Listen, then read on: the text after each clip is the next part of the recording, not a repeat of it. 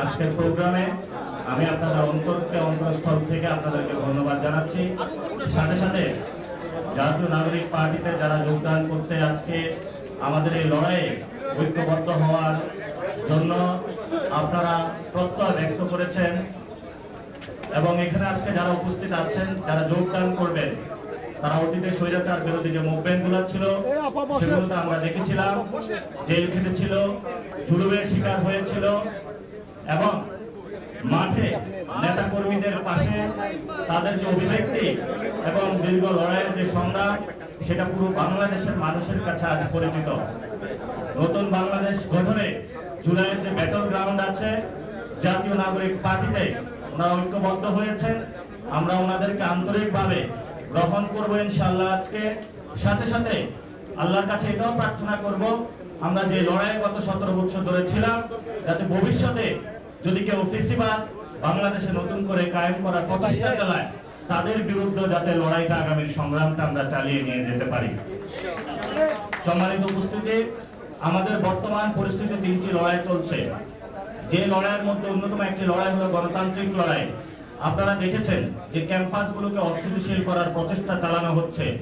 আমরা বলবো, একটি গণতান্ত্রিক ক্যাম্পাসের জন্য আমরা আজীবন যুদ্ধ করেছিলাম, ভবিষ্যতে আমাদের লড়াইটা থাকবে। জাতীয় নাগরিক পার্টি বাংলাদেশের সকল ক্যাম্পাসে গণতান্ত্রিক পরিবেশ নিশ্চিত করার জন্য সরকারের কাছে অনুরোধ জানাচ্ছে এবং সাথে সাথে যদি কেউ গণতান্ত্রিক প্রক্রিয়া ব্যাহত করার জন্য যদি কোনো প্রচেষ্টা চালায়, আমরা ইনশাআল্লাহ রাজপথে ঐক্যবদ্ধভাবে থাকবো তাদেরকে প্রতিরোধ করার জন্য। দ্বিতীয়ত যে বিষয়টি, সরকার জ্বালানি সংকট থেকে শুরু করে অনেকগুলো বিষয় বাংলাদেশকে মানুষের সাথে লুকোচুরি খেলছে। আমরা সরকারকে অনুরোধ জানাবো, দেশের প্রয়োজনে যে কোনো কাজে বাংলাদেশের মানুষকে আমরা সার্ভ করতে প্রস্তুত আছি, কিন্তু সরকারকে খোলাসা করে বলতে হবে কেন লোডশেডিং হচ্ছে। জ্বালানি সরকার বলছে যে জ্বালানি আছে, কিন্তু আমরা পেট্রোল পাম্পে গিয়ে জ্বালানি পাচ্ছি না। তাহলে সমস্যাটা কোথায়? যদি সরকার মনে করে যে এখানে সিন্ডিকেট আছে নিয়ন্ত্রণের বাইরে, তাহলে সরকার যদি সিন্ডিকেট নিয়ন্ত্রণ করতে না পারে, দেশবাসীকে ঐক্যবদ্ধভাবে আহ্বান জানাক, তাহলে আমরা গিয়ে সিন্ডিকেট নিয়ন্ত্রণ করব। আমরা আশা করি যে সরকার জনগণের সামনে এই বিষয়গুলো খোলাসা করবে, যাতে জনগণ দেশের এই ক্রান্তিকাল মুহূর্তে, এটা শুধু বাংলাদেশ না, বৈশ্বিক ব্যবস্থা একটি পরিস্থিতির মধ্যে দিয়ে যাচ্ছে, যে ইমার্জেন্সি ক্রাইসিস গুলো, জ্বালানি সংকট রয়েছে, ইনশাআল্লাহ আমরা আশা করি ঐক্যবদ্ধভাবে মোকাবেলা করতে পারবো।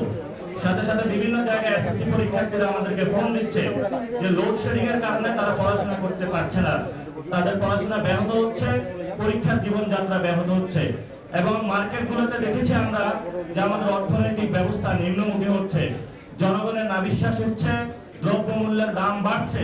সেই জায়গায় আমরা এটাও চুপিসারে শুনতে পাচ্ছি সরকার মুদ্রাস্ফীতি নিয়ন্ত্রণ করা তো দূরের কথা, সেখানে শুনলাম আমরা নাকি বাংলাদেশ ব্যাংক থেকে হলো গোপনে গোপনে সরকার নোট ছাপাচ্ছে। তো সরকার যদি ফাইন্যান্সিয়াল ফিসক্যাল পলিসি থেকে যেটা আসতেছে আগামী অর্থ বছর, এই সময়ে যদি এটা নিয়ন্ত্রণ করতে না পারে, দেশের সংকটগুলো যদি নিয়ন্ত্রণ না করতে পারে, গণতান্ত্রিক পরিবেশ বাংলাদেশের ক্যাম্পাসগুলোকে নিশ্চিত করতে না পারে, তাহলে অবশ্যই সরকারকে জবাবদিহিতার জায়গায় অবশ্যই আসতে হবে। এই জন্য মাননীয় প্রধানমন্ত্রীকে আমরা বলবো, আপনার মুখ খোলা শুরু করুন।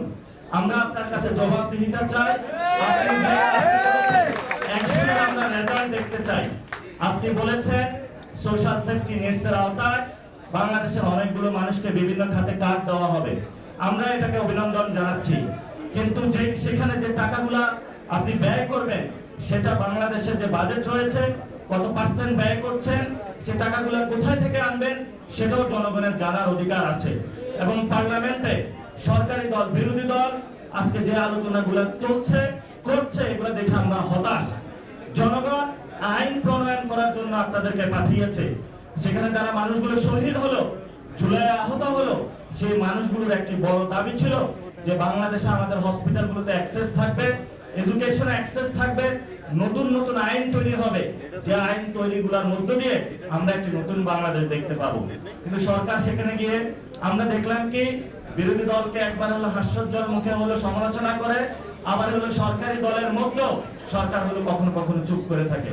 আমরা আশা করব এই যে আমাদের যে সংকট রয়েছে, এই সংকট থেকে ইনশাআল্লাহ আমরা ভবিষ্যতে উত্তরণ করতে পারবো এবং আমাদের সেন্ট্রাল কমিটিও আমরা গুছাচ্ছি।